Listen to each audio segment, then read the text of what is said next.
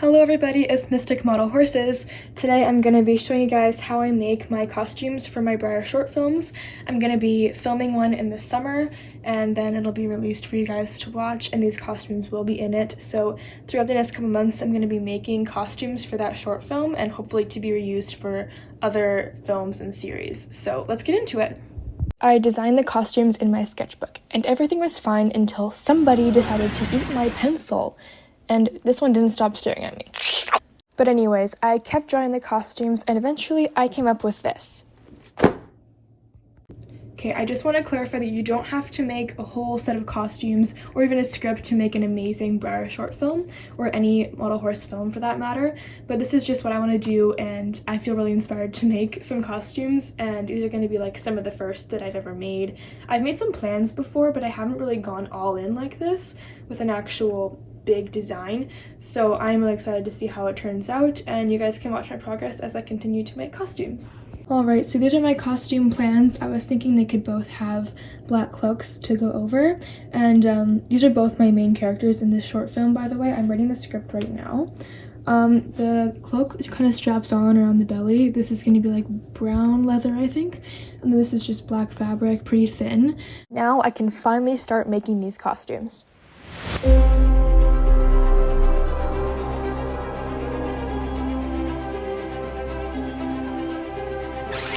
Wait a minute. My characters are supposed to be thieves. Shouldn't they be wearing something that covers them better so that they can hide their identities? So my designs are just not gonna cut it because they don't logically make sense to my story. And that's okay, I guess, but to be honest, I'm a bit upset that my original design is basically useless. This happens to me a lot. I plan out every single detail of what I want to make, and then halfway through the process, I need to scrap everything. Of course, I could just stick to the original design, but if I did that, I would not be happy with the finished product. After I had to ditch the original design, I started playing around with the fabric. I came up with the shape and I really liked it, so I continued to adjust things until it looked right. First, I glued the front two corners together to form the neck hole.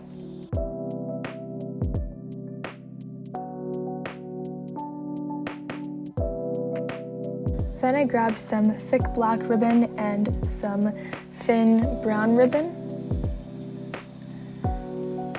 This is going to be the stomach strap, which holds the cloak in place.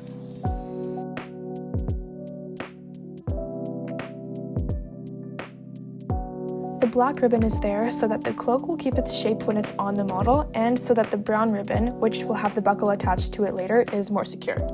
For the buckle, I'm using the same method that I use on all the Schleich blankets that I make. It's only 2 jump rings attached to one side of the buckle, while the other side is looped through the jump rings. Now I'm going to make their leg strap / dagger sheath leg thing. I don't know what to call it, but I think it looks cool. But anyway, I'm just cutting up some fake leather into strips here, which is really difficult because the scissors do not want to cut through it. But anyway, I figured that out, so now this is what we got. For the leg strap buckle, I'm going to be using this really thick wire.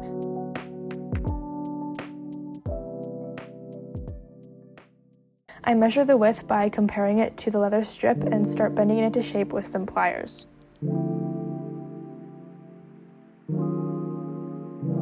After struggling with it for a bit, I got this shape. We're basically going to do this again on the other side, so I make another bend with my pliers. You can't really see what I'm doing here. I'm just kind of making another bend, keeping the same width as the other side. We are just aiming for 2 kind of symmetrical rectangles here.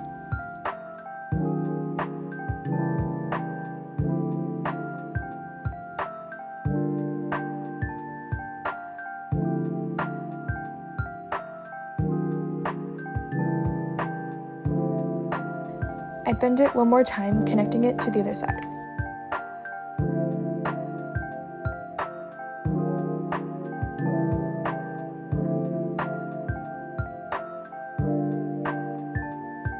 This is it compared to the model's leg, and here it is up close. Pretty simple, right? To attach it to the leather, I'm going to glue on some black ribbon just because when I tried to attach the buckle by looping the leather around it, it was way too thick and it ended up slipping off the horse. This will help the strap stay on tighter.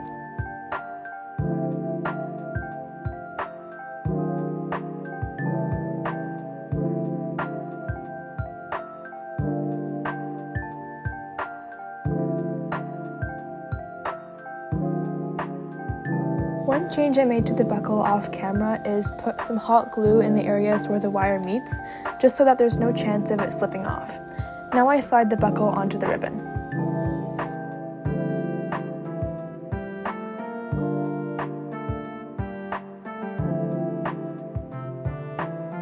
I can now finally glue it in place.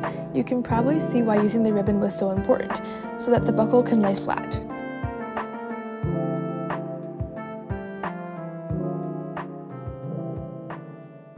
After adjusting it for a while to make sure everything was working well, I cut off the excess ribbon, making sure to get rid of all the pieces that might fray and cause problems for me in the future.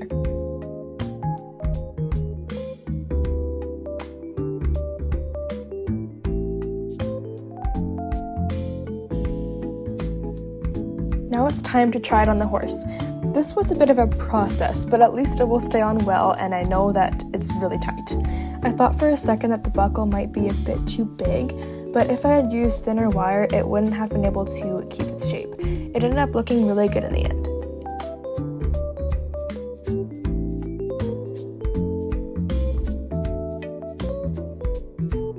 I cut off the extra leather, making sure to leave enough on the end so that I can get it back on afterwards.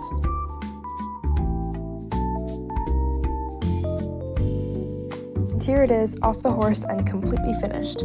Now it's time to start on my other character's costume.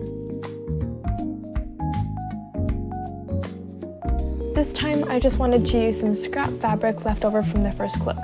That's why I'm using 2 pieces of fabric instead of 1. I continue to make some small adjustments till I'm happy with it. The rest of the process is exactly the same as the first costume.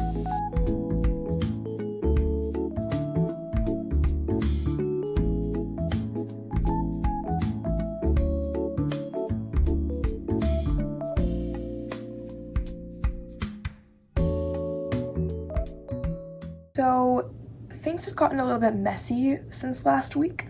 This mess on like Monday before the whole crazy test week started, so it's just been sitting here rotting away. How about we just push this to the side for now, shall we? Just wanted to quickly run through how I made these bags. I just found lying in my fabric bin over there a functional tiny little drawstring bag. It had an emblem on the front, but I just painted over it with brown paint. This one I made entirely by myself from scratch. Opens and closes with this latch in the front. This is just some thin brown ribbon, and all this is like tablecloth brown material.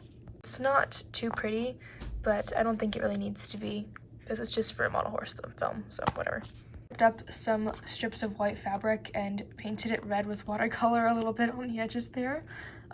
Let's just say it's some small foreshadowing for my short film, okay?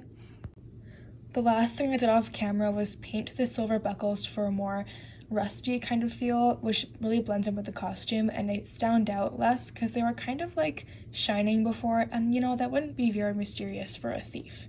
I just want to say thank you all so much for watching this video. Please enjoy the final reveal.